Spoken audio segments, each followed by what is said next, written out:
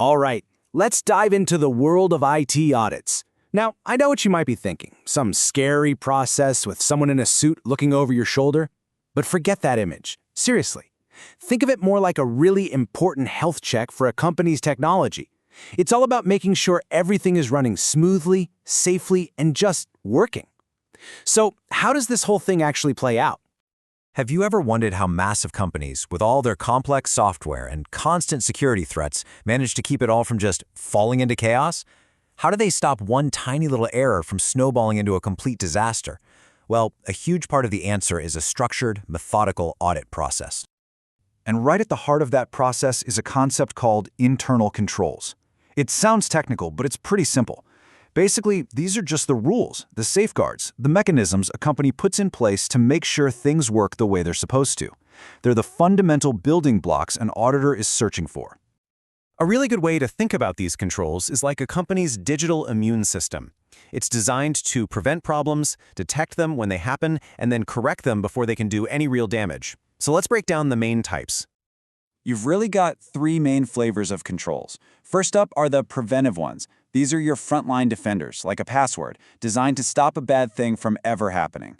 But if something gets through, that's where detective controls come in. Things like server logs, which record exactly what happened. And finally, you've got reactive controls, like your antivirus software, which jump in to clean up the mess and fix the problem.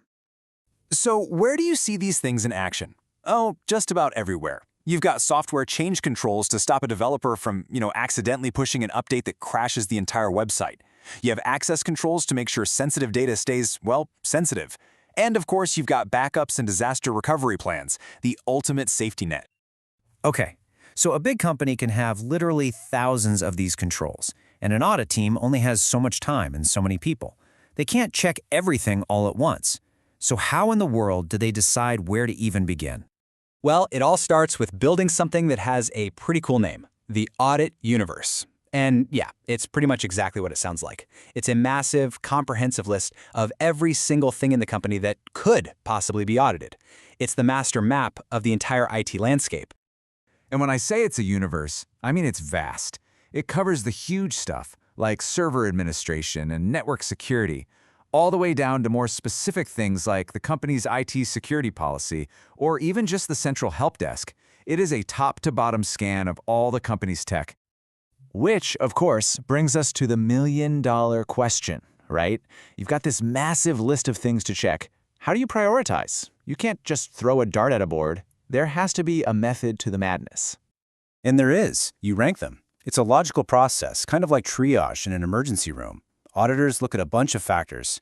Are there already known problems? How risky is this area to begin with? What does management think is important? This way, they make sure they're focusing their firepower on what matters most. So an area has been picked for that digital health check. Now what? Well, the audit itself kicks off, and it follows a super clear 6-stage process from start to finish. Here's the roadmap for basically every single audit. You plan, you do the field work, you find and validate issues, you develop solutions, you write the report, and then you track the fixes. Now, we're not going to walk through every single one, but let's zoom in on a couple of the most important parts where the real magic happens. First, let's talk about field work. And believe me, this is not just about ticking boxes on a checklist. This is the real investigation. The audit team is on the ground, they're interviewing people, they're digging into the systems, and they're gathering actual, hard evidence to see if the controls are really working. And the key mindset here, it's all about healthy skepticism. It's not enough for someone to just tell you a process is being followed. The auditor's job is to find a clever way to test that claim and prove it for themselves. It's all about the evidence, not just taking someone's word for it. And that brings us to what might just be the most important and honestly the most misunderstood part of this whole thing. The goal here isn't to point fingers and assign blame. It's about working together to find a better path forward. See, there are two ways you can handle a problem you find. There's the old school recommendation approach where the auditor just says, here's your problem and here's how I'll fix it. That usually doesn't work so well. But the much smarter, much more effective way is the solution approach, where the auditor and the team actually sit down together to create a fix that everyone agrees on. Because when the team being audited helps build the solution, they own it, right? They have skin in the game. They're invested in making it work. And that completely changes the dynamic from some top-down order to a real partnership.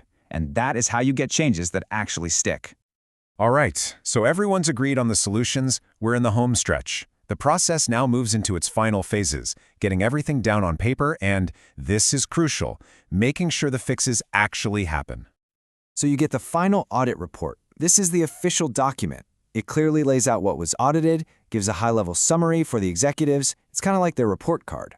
And then it lists out every issue and the exact action plan to get it resolved. And let's look at a real-world example so this isn't so abstract. You see this finding? It says developers can directly update production code. Notice how specific it is. It clearly states the issue, it explains the risk, like unapproved changes causing a massive outage, and then it details the specific solution everyone agreed on. It's direct, it's clear, and it's actionable. But here's maybe the most important takeaway of all. An audit report collecting dust on a shelf is completely and totally useless. The real value, the magic, is in the follow-through. The audit team keeps tracking every single issue until that action plan is done. The health check has to actually lead to better health. So, at the end of the day, an audit isn't some scary test to see if you pass or fail. It's a tool for getting better. It's a collaborative process. And its goal isn't really to find fault, it's to find a stronger, safer, and better way forward, together.